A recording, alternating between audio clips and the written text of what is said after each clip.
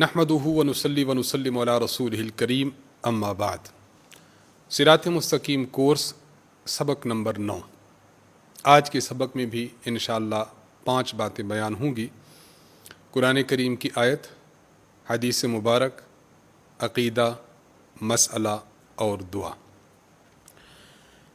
اللہ تبارک و تعالی سورۃ لقمان میں ارشاد فرماتے ہیں، سورۃ لقمان آیت نمبر 34، اعوذ باللہ من الشیطان الرجیم، بسم اللہ الرحمن الرحیم، ان اللہ عندہ علم الساعة وینزل الغیث ویعلم ما فی الارحام وما تدری نفس ماذا تکسب غدا وما تدری نفس بأی ارض تموت ان اللہ علیم خبیر۔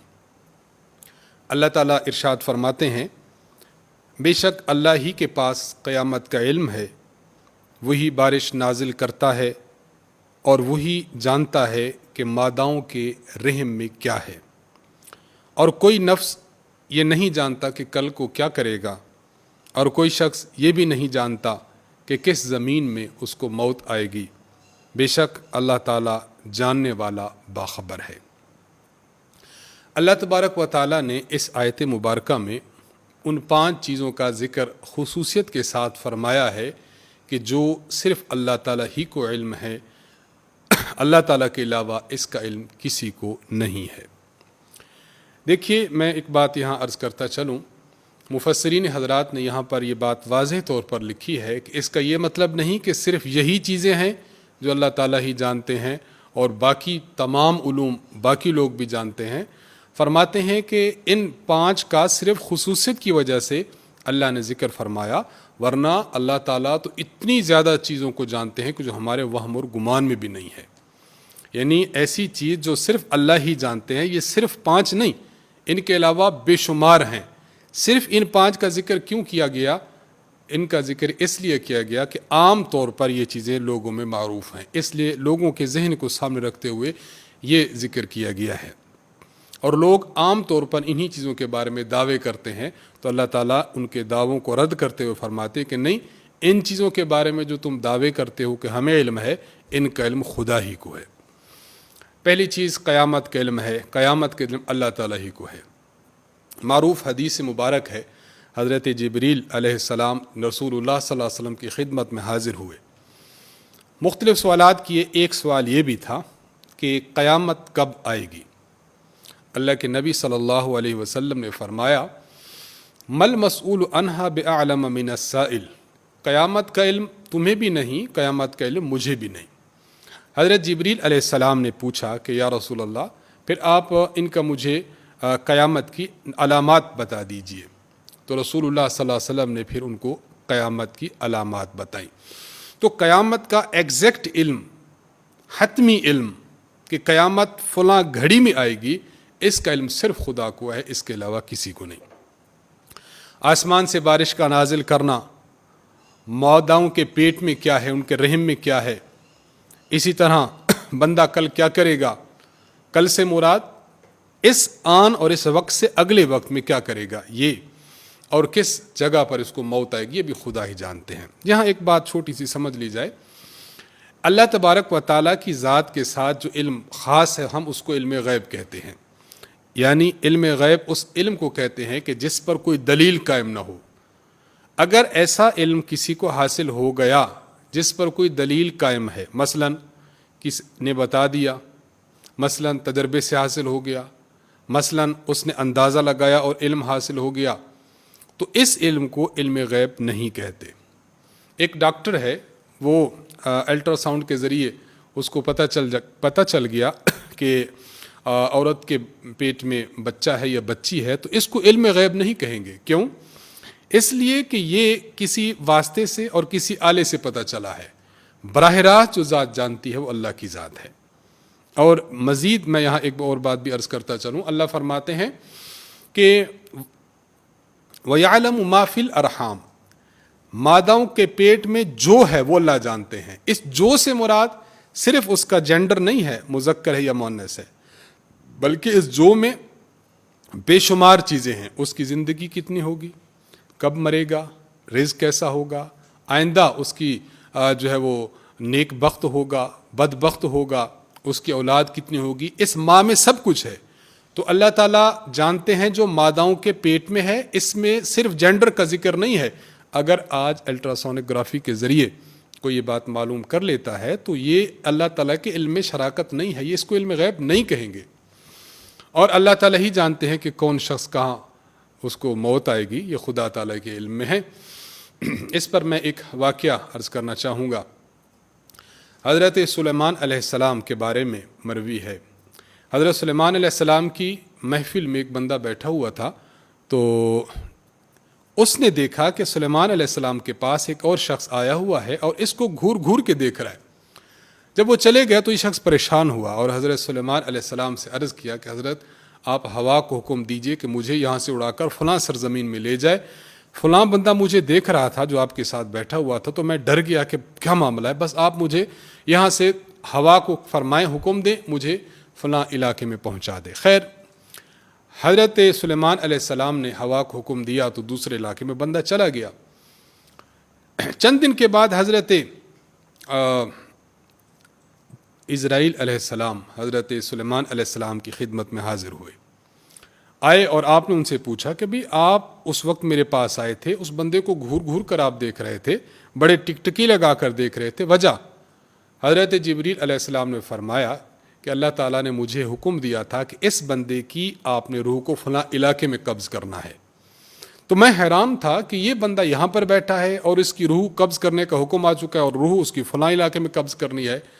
تو سلیمان علیہ السلام نے فرمایا کہ اس نے مجھے یہ بات کی تھی، میں نے اس کو وہاں ہوا کے ذریعے بھجوا دیا۔ حضرت جبریل علیہ السلام نے جب وہ وہاں پہنچا تو وہیں پر اس کی روح قبض کر لی۔ تو یہ اللہ تعالیٰ ہی جانتے ہیں کہ کون شخص کہاں پر مرے گا، تو اللہ تعالیٰ جانتے ہیں، اصل علم اللہ کے پاس ہے۔ اگر جبریل علیہ السلام کو بتا دیا تو جبریل علیہ السلام کو جو پتہ چلا کہ اس کی میں نے روح فلاں علاقے میں قبض کرنی ہے، تو اس کو علم غیب نہیں کہیں گے۔ علم غیب وہ ہے جو براہ راست جانا جائے، کسی واسطے کے ذریعے جب دیا جائے تو اس کو اخبار غیب کہتے ہیں، علم غیب نہیں کہتے، اس کو انباء غیب کہتے ہیں۔ مثلا اللہ تبارک و تعالی نے اپنے پیغمبر کو جو علم دیا ہے، اب یہ واسطہ ہو گیا کہ اللہ تعالیٰ نے دیا ہے، اب پیغمبر علیہ السلام جو علم جانیں گے اس علم کو بھی علم غیب نہیں کہیں گے۔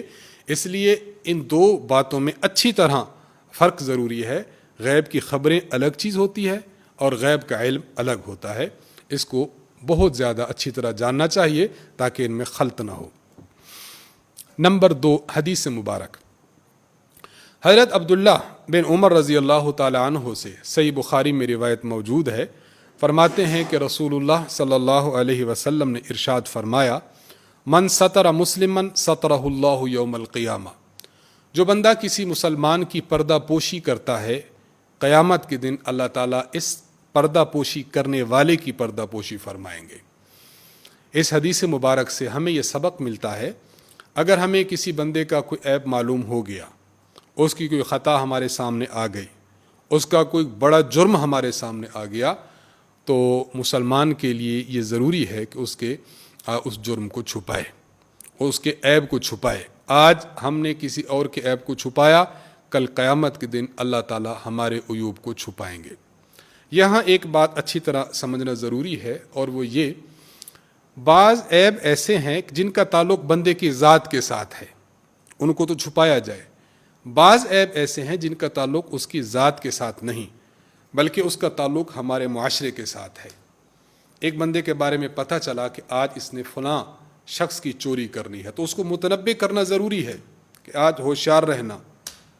ایک بندے کے بارے میں آپ کو پتہ چلا کہ یہ شخص آج خراب ہو رہا ہے، اگر اس کے والد صاحب کو اس کا جرم نہ بتایا تو کل کا نہ بہت بڑا حادثہ رونما ہو سکتا ہے، اب والد کو خبر کرنا ضروری ہے۔ تو عرض کرنے کا مطلب یہ ہے کہ اس عیب کے متعلق یا کسی کے متعلق شرعی فتویٰ لینا ہے، اب اس کے حال بتانا ضروری ہے۔ تو علماء کرام نے اس کی وضاحت واضح طور پر لکھی ہے۔ ایک مجلس تھی، اس میں کسی کے خلاف پلاننگ بنا رہے تھے، اب آپ نے سن لیا تو اب یہ نہیں کہ آپ کہہ دیں کہ میں ان کا عیب چھپا رہا ہوں، اب بتانا ضروری ہے تاکہ ان کی پلاننگ کی وجہ سے ہمارا معاشرہ خراب نہ ہو۔ تو ان دونوں باتوں میں بہت زیادہ فرق ضروری ہے۔ ایسی چیز کہ جس کا خدشہ، جس کا خطرہ اسی کی ذات کو ہے، اب آپ اس کو سمجھاتے ہیں اور اس کے عیب پوشی کریں تاکہ لوگوں کے سامنے اس کی بے عزتی نہ ہو. لیکن اگر اس کا عیب ایسا ہے جس کی وجہ سے دوسروں کو پریشانی لاحق ہونے کا اندیشہ ہے تو اب بتانا ضروری ہے.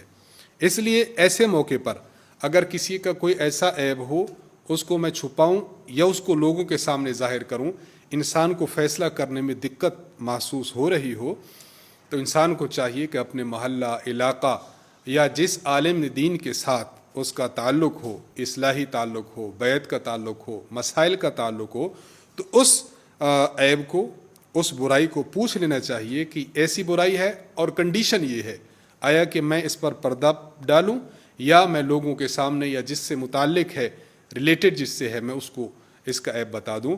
تو جہاں پر خدشہ ہو، آپ اس میں فرق نہ کر سکیں، تو پھر اس وقت علماء کرام کی رہنمائی لے لینی چاہیے تاکہ انسان اس راہ سے بھی ٹھیک طریقے سے نکل جائے. نمبر 3، عقیدہ. اللہ تعالیٰ مسبب الاسباب ہے. اللہ تبارک و تعالیٰ نے دنیا میں جو چیزیں پیدا فرمائی ہیں، جن چیزوں کو اللہ تعالیٰ نے وجود بخشا ہے یا جن کو اللہ تعالیٰ نے وجود نہیں بخشا، عدم کی طرف اللہ نے ان کو دھکیل دیا، ختم فرما دیا، تو تمام کی تمام اشیاء یہ اللہ تبارک و تعالیٰ کے قبضہ قدرت میں ہیں. ہر چیز کی کیفیت، ہر چیز کی خاصیت، ہر چیز کی تاثیر کا ہونا یا نہ ہونا یہ اللہ تعالیٰ کے اختیار میں ہے. بظاہر ہمیں ایسا معلوم ہوگا کہ یہ چیز ہے، اس کا سبب یہ ہے، اس کا اثر یہ ہے. اب وہ اثر اور سبب یہ بھی اللہ کے اختیار میں ہے. اس لیے بعض مرتبہ کوئی چیز پائی جائے گی لیکن اس کا جو اثر ہوتا ہے، چونکہ اثر اللہ کے اختیار میں ہے، اس لیے وہ چیز بے اثر ہو سکتی ہے. میں اس کی 1-2 مثالیں عرض کروں گا تاکہ بات سمجھ آ جائے کہ چیز بھی اللہ کے اختیار میں ہے اور اس کا اثر اور سبب بھی اللہ کے اختیار میں ہے. چھری کا کام کاٹنا ہے. جب چھری کسی چیز پر رکھی جائے تو اس کا اثر یہ سامنے آتا ہے کہ چیز کٹ جاتی ہے، لیکن چیز کا جو اثر ہے کاٹ دینا، یہ اللہ تعالیٰ کے قبضہ میں ہے. ایسا ممکن ہے کہ آپ چھری رکھیں لیکن اس کے کاٹنے کا اثر اللہ تعالیٰ زائل فرما دے اور وہ کاٹنا چھوڑ دے. حضرت ابراہیم علیہ السلام نے اپنے بیٹے حضرت اسماعیل علیہ السلام کی گردن پر چھری رکھی تھی تاکہ اس کو آپ ان کی گردن کو کاٹیں اور ان کو ذبح کریں، چونکہ اللہ تعالیٰ کا حکم تھا. لیکن اللہ تعالیٰ نے حکم فرمایا کہ اس کی تاثیر سلب ہو گئی، چھری نے کاٹا نہیں. پانی کا اثر یہ ہے کہ پانی ڈبو دیتا ہے، لیکن اللہ تعالیٰ نے اگر حکم فرمائے تو پانی میں انسان گرے لیکن ڈوبے نہیں. آگ کا اثر جلا دینا ہے.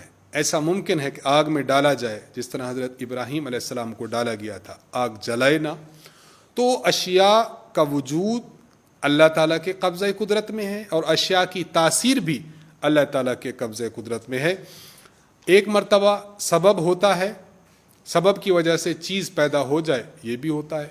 بعض مرتبہ سبب نہ بھی ہو لیکن چیز کا وجود آ جاتا ہے. تو یہ اللہ تعالیٰ کی ذات ایسی ہے کہ چیزوں کی تاثیر بھی خدا کے قبضہ قدرت میں ہے، چیزوں کا وجود بھی خدا کے قبضہ قدرت میں ہے، اور اللہ تعالیٰ کی ذات مسبب الاسباب ہے. اللہ تعالیٰ کسی سبب سے کوئی چیز پیدا فرمائے، یہ بھی خدا کر سکتے ہیں. اسباب نہ بھی ہوں تب بھی اللہ پیدا فرما دیں، یہ بھی اللہ تعالیٰ کے قبضہ قدرت میں ہے. تو ہمیں اس بات کا اعتقاد اور ایک نظریہ رکھنا چاہیے. نمبر 4، غسل کے فرائض اور غسل کی سنتیں. آج کا مسئلہ،